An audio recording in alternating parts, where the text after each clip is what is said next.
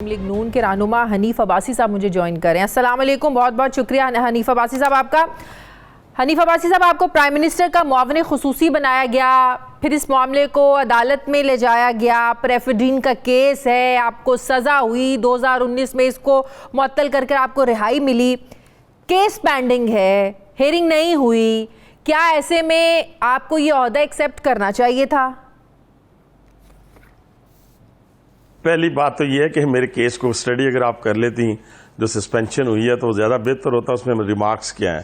باقی رہ گئی جہاں تک اس پاکستان کے اندر کیسز کا تعلق, اگر ذوالفقار علی بھٹو کے کیس کو اگر آپ دیکھ لیں, میاں نواز شریف کی عمر قید کو دیکھ لیں, میری عمر قید کو دیکھ لیں, تو یہ تو بیس لیس, مطلب اس میں کوئی حقیقت ہی نہیں ہے. اور پھر ہم نے الحمدللہ انہی عدالتوں کے اندر اسی نظام میں رہتے ہوئے اللہ کے فضل و کرم سے سرخرو بھی ہوئے ہیں. اس پہ کیا کہیں گی آپ کہ ایک شخص کو ہم نے وزیر اعظم بنا دیا جو دہشت گردی کی عدالت میں بھی مطلوب تھا, جو ہیلی کاپٹر کے اندر نیب میں بھی مطلوب تھا. پریزیڈنٹ آف پاکستان آج بھی جو ہے وہ دہشت گردی کی عدالت میں پیش ہوتا ہے. آپ قاسم سوری کو آپ نے ڈپٹی اسپیکر 2.5 سال تک سپریم کورٹ میں وہ سٹے پہ رہا, اور آخرکار سپریم کورٹ کی ہی پیٹھ میں چھرا اس نے گھونپنے کی کوشش کی.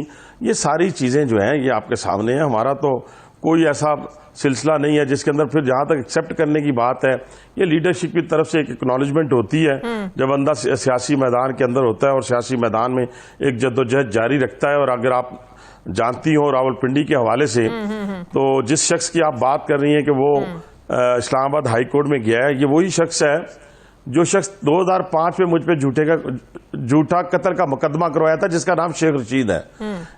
اسی مقدمے میں پٹیشنر بنا تھا سپریم کورٹ میں 2012 میں. اور یہی وہ شخص ہے جو مجھ سے ایک دفعہ 70,000 ووٹوں سے خود آ رہا ہے. اس کا بھتیجا جو ہے وہ میرے سے 60,000 ووٹوں سے آ رہا ہے. ان کی پھپھو جو ہے وہ 45,000 ووٹوں سے ہم سے آ رہی ہے. اور پھر آخر 2010 کا بائی الیکشن جس میں میں کمپین انچارج تھا, اس میں یہ 35,000 ووٹوں سے آ رہا ہے. اس کو خوف ہے میری سیاسی طور کے اوپر جو اس راولپنڈی کے اندر سماجی اور سیاسی خدمات ہیں اس بنیاد کے اوپر. یہ میرا مقابلہ نہیں کرنا چاہتا, لیکن میں آپ کے پروگرام سے وساطت سے کہنا چاہتا ہوں کہ شیخ رشید صاحب تگڑے ہوں, انشاءاللہ سیاسی طور پر راولپنڈی کی گلی محلوں میں آپ کا پیچھا کروں گا. اور آپ سیاست سے نہ بھاگیں, میں نے کبھی زندگی میں آپ کے مرنے کی دعا نہیں کی, لیکن سیاسی طور پر انشاءاللہ تعالی آپ کی قبر کے اوپر آخری تابوت میں رکھوں گا. وہ جو پھٹا ہوتا ہے نا پھٹا, وہ انشاءاللہ میں. یہ سارے معاملات کانفلکٹ آف انٹرسٹ میں نہیں آتے, کیونکہ یہ عمران خان تو تحریک انصاف تو آپ لوگوں کی حکومت کو مانتی نہیں ہے, آپ لوگوں کو مانتی نہیں ہے کہ یہ سارے مجرم ہیں, کیسز چل رہے ہیں, ضمانتوں پر ان کو رہائیاں ملی ہوئی ہیں اور یہ حکومت میں آ گئے تو حکومت چلا رہے ہیں. تو یہ سارے معاملات کانفلکٹ آف انٹرسٹ میں نہیں آتے کیا؟ شازیہ بڑا اچھا سوال کیا آپ نے, بہت اچھا سوال کیا. یعنی اگر آپ خواجہ سعد رفیق کو لے لیں, اگر سلمان رفیق کو لے لیں, اگر آپ میاں شہباز شریف اور حمزہ کی بیل کی جو ججمنٹ ہے اس کو, جو فیصلے ہیں ان کو لے لیں, پڑھیں تو پتہ چلے گا کہ لوگوں کے ساتھ کیسے کیسے زیادتی ہوئی ہے. لیکن کس کی بات کر رہی ہیں؟ عمران خان کی, جو عدالتوں کو نہیں مانتا, جو الیکشن کمیشن کو نہیں مانتا, جو اس فوج کو مانتا ہے جو اس کی حمایت کرے اور کہے کہ ہاں بھی تم اقتدار میں رہو, اس کو مانتا ہے.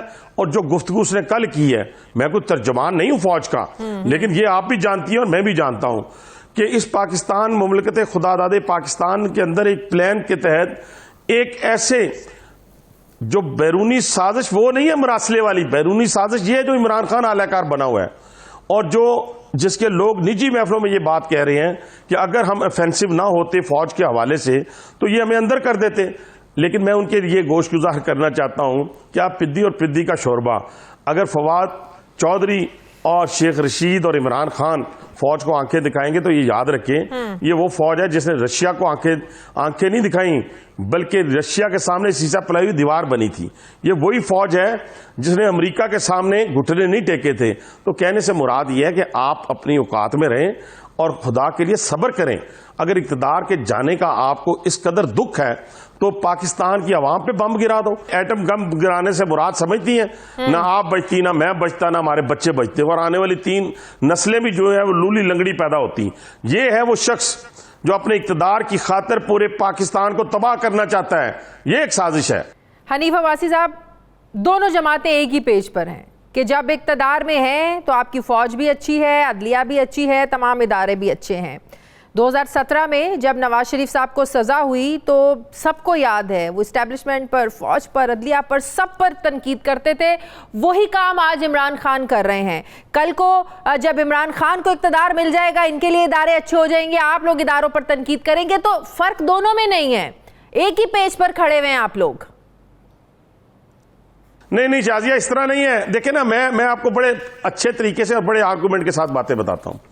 دیکھیں، جو نعرے انہوں نے اپنے جلسوں میں لگائے ہیں، اور خاص طور پہ اوورسیز پاکستانیوں کے جو وہ جلسے ان کے پی ٹی آئی سے ریلیٹڈ، سارے اوورسیز پاکستان جو پی ٹی آئی سے ریلیٹڈ تھے، وہاں ہندوستانیوں نے خطاب کیا، وہاں اسرائیلیوں نے خطاب کیا.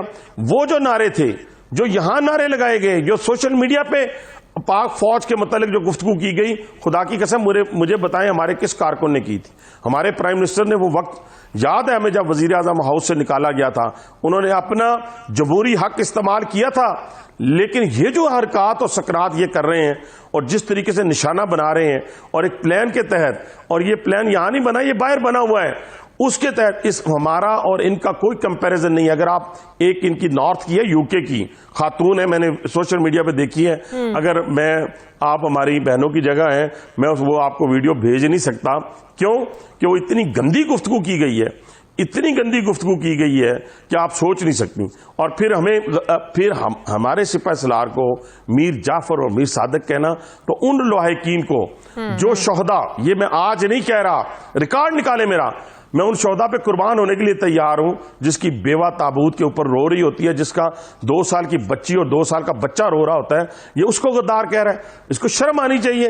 میں حیران ہوں کہ اس شخص کو اتنی کھلی چھوٹ کیسے مل گئی ہے، اور اس کی مرضی کے عدالتیں ہوں، اس کی مرضی کے فیصلے ہوں، اس کی مرضی کا الیکشن کمیشن ہو، اس کی مرضی کا فیصلہ ہو، اس کی مرضی کی فوج ہو. یہ نہیں ہے کہ اس وقت عمران خان کا ایک ہی مطالبہ ارلی الیکشن، اور یہ مطالبہ آپ کا بھی تھا جب آپ لوگ اپوزیشن میں تھے. تو یہ سارے مسائل حل ہو جائیں، سب کچھ کھل کر سامنے آ جائے کہ عوام کس کے ساتھ کھڑی ہیں، آپ لوگ کیوں الیکشنز کال نہیں کر دیتے؟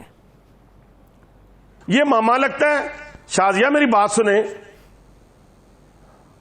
شازیہ دیکھیں نا، جب ہم مطالبہ کرتے تھے اس وقت مان لیتا نا، اب ہم اس کے مطالبے پہ آ جائیں. یہ کون ہے جو کہتا ہے کہ جو میں منہ سے نکالوں وہ پورا ہو جائے؟ خدا کے لیے یہ چاہتا ہے کہ میں ایران جاؤں تو ایران والا اس کو پسند آ جاتا ہے نظام، یہ چائنا جاتا ہے چائنا کا نظام پسند آ جاتا ہے. اب مسلم لیگ نون پہلی بات یہ ہے کہ اکیلے فیصلہ نہیں کر سکتی، یہ اپنے اتحادیوں سے مل کر فیصلہ کرے گی. یہ تو ممکن ہی نہیں ہے کہ اکیلا فیصلہ ہو جائے، پہلے یہ بات سن لیں. باقی رہ گئی 20-25 دن کی بات. 4 سال اس شخص نے 2018 کی اپنی گروتھ دیکھیں 5.8، اور پھر اس کے بعد چینی کا ریٹ، پیٹرول کا ریٹ، ڈالر کا ریٹ، اور ملک کی معیشت دیکھیں، انویسٹمنٹ دیکھیں، اور پھر اس کے بعد بیڑا غرق ہونا شروع ہوا. اس ملک خدا داد پاکستان کے اندر اکانومی کے لحاظ سے معاشی طور پر تباہی اور بربادی کا سامان کیا گیا. کتنے فائنانس منسٹر چینج ہوئے، کتنے فائنانس سیکٹری چینج ہوئے. آپ مجھے بتائیں، اگر اتنے ہی کامیاب یہ تھے 22 سال کی جدوجہد، تو 22 سال کی جدوجہد میں ان کے پاس نکلا کیا؟ شاہ محمود قریشی، ان کے پاس نکلا کیا؟ شیخ رشید، ان کے پاس نکلا کیا؟ فواد چودھری، ان کے پاس نکلا کیا؟ Imported finance ministers. بات یہ ہے کہ حنیف عباسی صاحب، اس وقت معیشت کا جو حال ہے، آپ کی پارٹی کے اندر سے ارلی الیکشنز کی آوازیں آ رہی ہیں. ایک گروپ کہتا ہے کہ الیکشن جلدی ہونے چاہیے، مریم نواز صاحبہ کہتے ہیں کہ عمران خان کے گناہوں کا ٹوکرا ہم سر پہ نہیں اٹھا سکتے، جس کی وجہ سے جیسے یہ لگ رہا ہے کہ ریلائزیشن ہو رہی ہے کہ جس طرح کی سچویشن پیدا ہو چکی ہے معیشت کی، آپ لوگ ہینڈل نہیں کر سکتے. دیکھیں میری بات سنیں شازیہ، میری بات سنیں. دو چیزیں ہیں. پہلی بات، ہم سیاسی لوگ ہیں، الیکشن سے کبھی کوئی نہیں ڈرے، کبھی کوئی نہیں ڈرتا. جو گلی محلے کی سیاست کرتا ہے، جو آن گراؤنڈ سیاسی طور پہ ایک سیاسی کارکن ہوتا ہے، اور پاکستان مسلم لیگ نون قطعاً نہیں ڈرتی کہ وہ الیکشن میں جانے سے. لیکن یہ کہ کسی کی پچ پہ جا کے کھیلیں گے، کسی کے کہنے پہ کھیلیں گے، نہیں.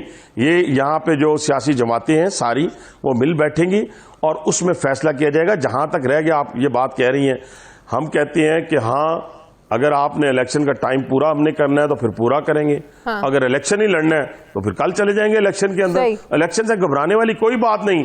لیکن اس شخص کی اس سازش کو جاننے کی کوشش کریں جس سازش کے تحت وہ اداروں کو نشانہ بنا رہا ہے. ایک کو نہیں، میں ایک کی ترجمانی نہیں کر رہا، میں الیکشن کمیشن کی بات، میں عدالتوں کی بات کر رہا ہوں. آپ نے مجھ پہ کئی بات کہی، رات کو 11:30 بجے مجھے سزا ہوتی ہے، اور میں اس دن سے لے کے آج تک میں نے اس جج کو، اس عدالت کو برا بھلا نہیں کہا. میں ہنستے کھیلتے اس لیے گیا کہ مجھے پتا تھا کہ میں نے اسی نظام میں رہ کے ریلیف حاصل کرنا ہے.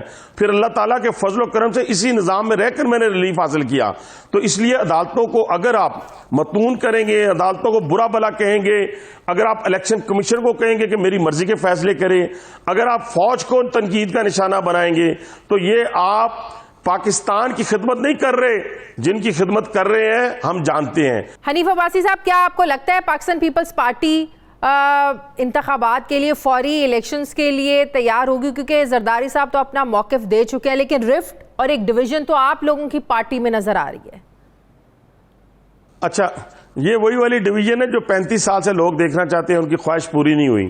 کبھی نون سے جیم، سے جیم سے سوئین، کبھی کیا کیا نکالتے تھے، اور پھر کھلی آنکھوں نے دیکھا کہ شین بھی وہیں پہ ہے، نون بھی وہیں پہ ہے، اور سارے میاں نواز شریف کی قیادت کے تلے جمع ہے. اسی طریقے سے اب جو لوگ ہمارے اتحادی ہیں، جو جتنی سیاسی پارٹی ہیں، وہ پیپلز پارٹی ہے، وہ اور مینگل گروپ ہے، یا اور ہمارے جتنے ENP ہے، سارے مل جل کے انشاءاللہ تعالی پرائم منسٹر آف پاکستان 1-2 دن میں پاکستان واپس آئیں گے، اور بیٹھ کے انشاءاللہ تعالی فیصلے ہوں گے اکانومی کے لحاظ سے بھی کہ کیا ہم نے اقدامات اٹھانے ہیں، اور پھر اس کے علاوہ انتخابی اصلاحات کے حوالے سے بھی اور نیب اصلاحات کے حوالے سے. یہ ساری چیزیں انشاءاللہ اس مملکت خداداد پاکستان میں اپنے منطقی انجام کو پہنچیں گی، اور یہ ملک قائم اور دائم رہے گا. کسی کے ایٹم بم گرانے سے نہ پہلے ہم نے ایٹم بم یہاں پہ کسی کا گرنے دیا، نہ اب جواب دیں حنیف عباسی صاحب. وزیراعظم شہباز شریف اور ان کی کابینہ کے اہم لوگ، سینئر لیڈرشپ ساری پہنچی لندن میں، وہاں فیصلے ہوئے، وہاں مشاورت ہوئی. کیا وزیراعظم شہباز شریف انڈیپینڈنٹ نہیں ہیں؟ کیا اگر وہ وزیر اعظم بن گئے ہیں تو وہ اپنی مرضی سے فیصلے نہیں کر سکتے، چاہے وہ معیشت کو لے کر ہوں، چاہے وہ گورننس کو لے کر فیصلے ہوں؟ کیا یہ ہر بار انہیں فیصلے نواز شریف صاحب کے پاس لندن جا کر ان کی مشاورت سے، ان سے پوچھ کر کرنا پڑیں گے؟ نہیں، یہ بات نہیں ہے، یہ بات نہیں ہے، مشاورت ہے. دیکھیں جی، ایک پارٹی لیڈر ہے، اور وہ شہباز شریف کے بھی پارٹی لیڈر ہیں، میرے بھی پارٹی لیڈر ہیں، وہ ہمارے قائد ہیں، ان کے شہباز شریف کے بھی قائد ہیں، میرے بھی قائد ہیں. مشاورت ہوتی ہے، مشاورت جاری و ساری ہے. اور اس کے بعد UAE کے، میرا خیال ہے آج شاید چلے بھی گئے ہوں، وہ UAE کے وہ جو حکمران جو ہیں جن کی ڈیتھ ہوئی ہے،